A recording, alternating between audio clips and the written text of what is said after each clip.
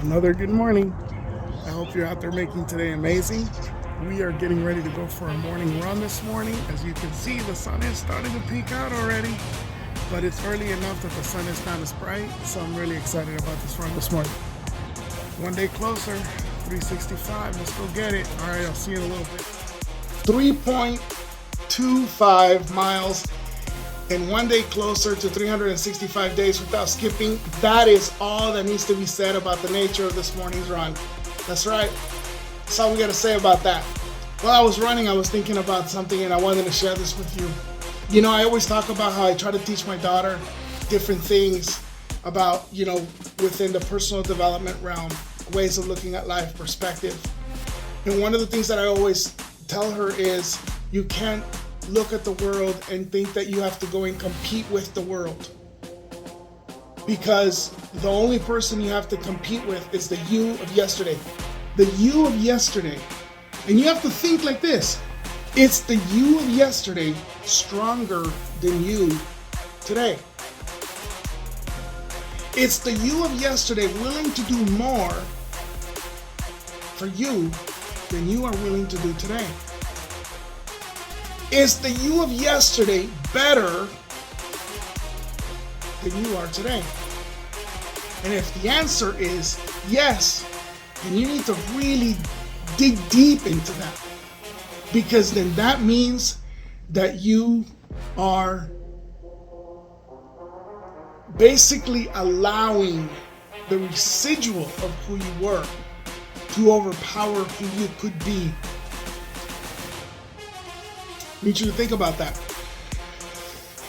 But I think part of the reason why I do this, why I teach my daughter to think of her to be competitive with herself, is because I think most people think about being competitive and they immediately think about how they have to compete with the person who's posting travel pictures on Facebook, and they have to compete with the people that they work with for that promotion, and they have to compete with the guy who just announced that he discovered some app and now he's a millionaire, or he discovered some way of trading stocks and now he's a millionaire, or this and that and the other. And so in the quest for being competitive amongst those people, we find ourselves setting ourselves up for failure and discouragement. And then we beat ourselves up. We beat ourselves down. Why isn't it happening for us? We work just as hard. We do just as much. But see, that's not enough. Look, I think in order to be competitive, there's nothing wrong with looking at what somebody else has accomplished and saying, hey, you know what? I want to achieve that level of success. But you can't just think about that. You have to think about also their starting point. Their starting point is going to have a direct impact on how hard they have to work to get to where they are. Look, I'm not saying that they didn't have to work to get there. I'm just saying that it's a different kind of work. Look, when I graduated high school, when I wrapped up, my college years, okay? I didn't have somebody come to me and tell me, here's $7 million, go start your business. Congratulations.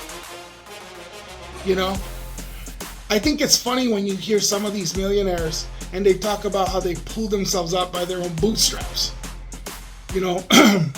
Politicians. I love when politicians say that. And then you do some digging into their background and you realize, wow, that's interesting. He had a $7 million gift when he graduated college. His parents paid for a top-rated Ivy school.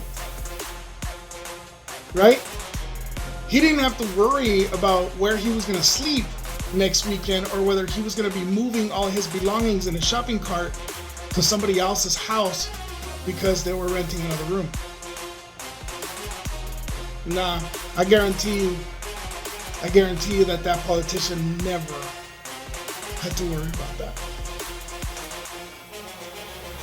That kid with the Lockheed Martin, engineers as parents, and the doctor mom that got the BMW for his graduation in high school probably got really good grades, or he should have, because he didn't have to worry about walking home in a gang-infested neighborhood and wondering if he was going to get shot that day, or stress about where he was going to sleep next week, or whether his school was going to kick him out because he no longer lived in the district, only he had moved in and out of that district so much in the course of 1 year that if they kick him out, he would have to bounce to 12 different schools in one school year. Those are not stresses that that person would have while they were in high school. Their biggest stress was getting enough studying done for their final or their midterm, right? Making sure their homework was turned in if they were responsible students. They didn't have all those additional cares, right? So their starting point is different. I love it when you hear politicians say things like, I pull myself up by my own bootstraps, and then you do some digging and you find out that they started building their wealth after they became a senator. And they became and as a senator, they can trade on information that if you were to trade on that information, it would be considered insider trading.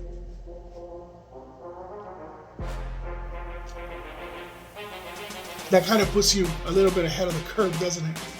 Can you imagine trading on information that was considered insider trading? You could be trading stocks all day. Your chances of making money, it's almost like betting on games that happened last month, knowing the outcome of the game.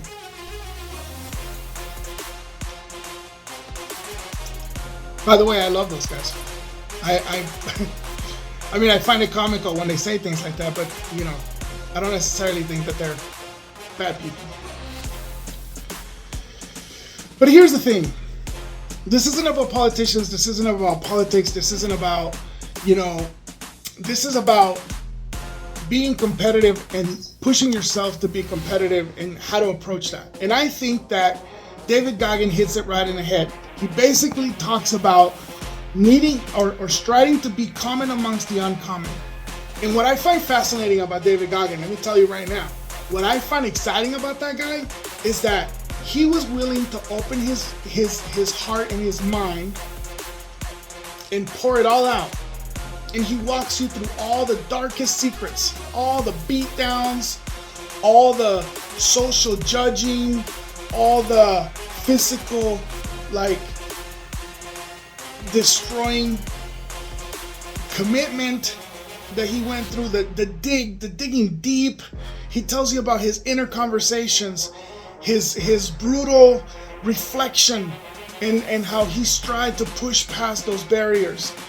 And what makes this story absolutely captivating is because you look at where he started,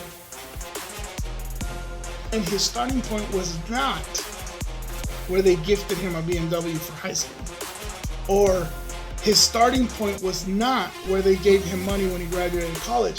His starting point was pretty rough. It was pretty humbling. And you look at that, and you look at the trajectory of his life, and you go, wow. If that dude was to tell me I pulled myself up by my own bootstraps, earned it. You earned that. You earned the ability to say something like that. I overcame a learning disability. I had abusive dad, this, that, and the other. And what's really interesting is that I read his story, I listen to his podcast, I listen to his story pretty much daily, at very least for 20, 30 minutes while I'm running. And here's the crazy thing, I find a lot of similarities, and I'm gonna explain why. No, I'm not David Goggin, nor do I want to be. I don't want to be. But here's where I find some similarities. Okay, I talked about my childhood. My parents actually came from money, but they lost their money. It doesn't matter how. At the end of the day, by the time we were growing up, they were broke. And my mom struggled. My mom struggled just to make sure that we had clothes and that we had food to eat. We lived very minimally. And the biggest challenge that we had was a place to live. That was the biggest hurdle, was for her to secure a place for us to live. And because of that, my mom lived at the elderly facility where she used to take care of elder people, and so we only used to see my mom a couple of days a week, a few days a week here and there, when she would have a couple of days off or a few days off or whatever, and she would come home, and the rest of the time, basically, we were growing up by ourselves. And we were, I mean, when all this started, I was probably about 11, 12 years old, and my brother was, quite a bit younger. So, it was a kid taking care of a kid. And worried that if anybody found out that was our situation, then probably social services would step in and maybe take us away from our mom. So that was another level of stress that we dealt with on a regular basis. And in comparisons to Goggin, he talks about how he lived in this like super rundown apartment where it was like $400 a month. I can't even imagine what that looks like, because the room that we were renting was $400 a month. And so I can't imagine what an apartment that is $400 a month, what that is like. And, so I compare starting points. I'm like, okay, he started from very humble beginnings. I started from very humble beginnings. And the other thing is that he talks about a learning disability. And a learning disability I did not have. I did not have a learning disability. I had a intellectual disadvantage, but not a learning disability. I've actually been a pretty smart person. I've been kind of talented that way. I pick up things really, really fast. I'm really bright. Not to toot my horn or anything, but I'm not a genius. But I think I'm pretty good about picking up information and learning. Now, the crazy thing though is, well, why would you say that you had a learning something comparable to a disability or a learning disadvantage? And I'm going to tell you, I didn't speak this language until I started to learn this language when I was 11 years old. So when it came to math, I was all over it. I was way ahead of the curve. But when it came to everything else in school, I was completely behind.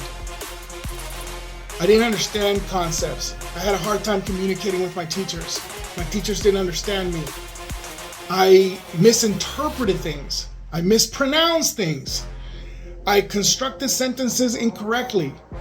My grammar, my writing was absolutely, worse than a kindergarten, with the exception of, well, no, maybe a kindergarten level, because they know how to make the letters and stuff, and I knew how to make the letters and formulate the words. I just didn't spell them correctly. My grammar was horrible. I didn't construct sentences. I couldn't understand what the teachers were trying to teach me. And so I had a disadvantage. And, I talk about my childhood friends, and I'm going to tell you something, and if they ever watch this video, I want you guys to know this. I might have never said this to you, but those of you who were my friends, my true friends, in elementary, and junior high, and high school, I love you. You guys were awesome friends to me. You were the ones that were my friend despite of my language barrier, despite of my culture barrier, and some of you were friends that were willing to step into a bullet for me. You guys were awesome. Chris, if you ever get to see this, you're one of them. These guys showed me a friendship. They were like extensions of my family. Joe, if you're ever watching this, you're one of them. They looked after me like I was an extension of their family. Johnny, if you're ever watching this, I'm talking about you. They didn't judge me because I didn't speak well. Jacob, I'm talking about you. They didn't look down on me because I lived in a rundown apartment, or because I was renting a room in somebody's rundown apartment. So Ron, if you're watching this, I'm talking about you. They were just my friends. And some of them, they lived in houses and they lived, their parents were, nurses and engineers and, had their own businesses. Some of them had their own businesses, and they didn't judge me. They were just amazing kids that grew up with me. And I appreciate them for being that. And then there were other people in high school. There were other people in high school that were very different. That, judged me, didn't see me as an equal person, made fun of me, picked on me, whatever. It was just a part of being in school, right? And they definitely had the material. So, it was like material for a comedian, right? They had everything that they can possibly talk to me about or talk about me. So they did. And that's okay. So, but because of that experience, I can relate somewhat to what this guy is talking about when he's talking about, his challenges. And then he talks about, I flipped the switch and I decided I am going to go be common amongst the uncommon. I'm going to go to the military and I'm going to go get my life together. And he went that direction. And interesting, I didn't do that. My life took me in a very different direction. But at the end of the day, he talks about once he became a SEAL and he became common amongst the uncommon, well, then he was common again. So he had to go find another uncommon level so that he can go be common amongst those uncommon people. And so he went to all the special forces in the military, Delta Force and Rangers and whatever, recon and he did all of them. And it's crazy because then he left the military and he decided, well, I don't want to be common, so I'm going to go do ultra running races, like ultra races. I'm going to go run 250 miles in one race and be common amongst those uncommon people. Oh, and by the way, I'm going to go put out forest fires and get dropped from a helicopter into the pit of the fire and then work to get the fire under control. They're gonna drop me in there with a little bit of equipment, and I'm gonna go in there and I'm gonna go fight the fire. Right? It's a smoke jumper, I think is what it's called. So this guy is constantly pushing himself to be common amongst the uncommon. And the thing is that I think that if you look at being competitive as setting yourself up to be better than the you of yesterday, it develops a consistent, focused effort on you becoming competitive. Because by pushing yourself to be better than the you of yesterday, you will gradually move into a place where you start becoming common amongst the uncommon. Because most people are not doing that. Most people are looking at who they want to be like, they're comparing themselves to people who maybe had a different starting point, and then they push for a while and they get burned out. And then they think about this other layer of complexity that I keep talking about, this instant gratification idea. They work really hard for a year, they work really hard for 2 years, they work really hard for 6 months, whatever it is. They go to the gym for 3 months and they realize they're not getting to where they want to be. And because they didn't get their instant gratification, they decide to quit. Eventually, they start looking at their age and they're like, well, I'm almost 40 and I haven't achieved that level of success. What's the point? They wake up one day and they're like 50 and they go, well, I'm heavy and I put on all this weight. I'm 50 years old. Why? Why even bother? and they let the yesterday, their version of yesterday, become the peak. You know, we used to have a saying when I was like just out of high school. Some of my friends that I used to hang out with, we used to look around at some of the people that were in our high school, and we would run into them. And then sometimes we would run into people that were really popular in high school. They were really like the cool kid in high school, and then all of a sudden, like we would go, wow, that's kind of sad. They were so popular and so like the icon thing, the iconic kid in high school, and that was their peak. They peaked at high school. That's because they stopped pushing themselves to be better than that version of themselves. You know, it reminds me of Al Bundy. If you ever watched, Married with Children, he always bragged about his high school football glory and how he threw this 50-yard pass. And that was and that's where he peaked. That was it. That was the end. Because he stopped. He settled. He stopped competing with that version of him. He allowed that him of yesterday to be the best version of himself.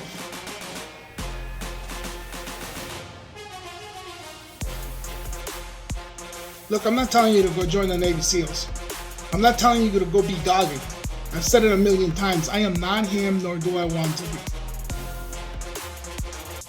But simply take a look at what you did yesterday and ask yourself, am I going to let that person be the best of me?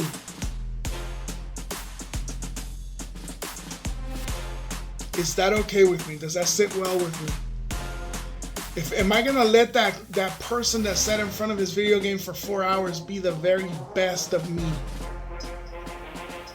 Am I gonna be that person that sat on the couch and watched TV for 3 hours the very best of me? Look at yourself in the mirror and think, is this the best of me? Whether it's a physical challenge, whether it's an intellectual challenge, whether it's a personal development challenge, I invite you to think about 365 days as a transformation window and take on a challenge. You deserve it. You deserve it. You deserve it. Don't let yourself down. Go make today amazing. Have a great day, guys.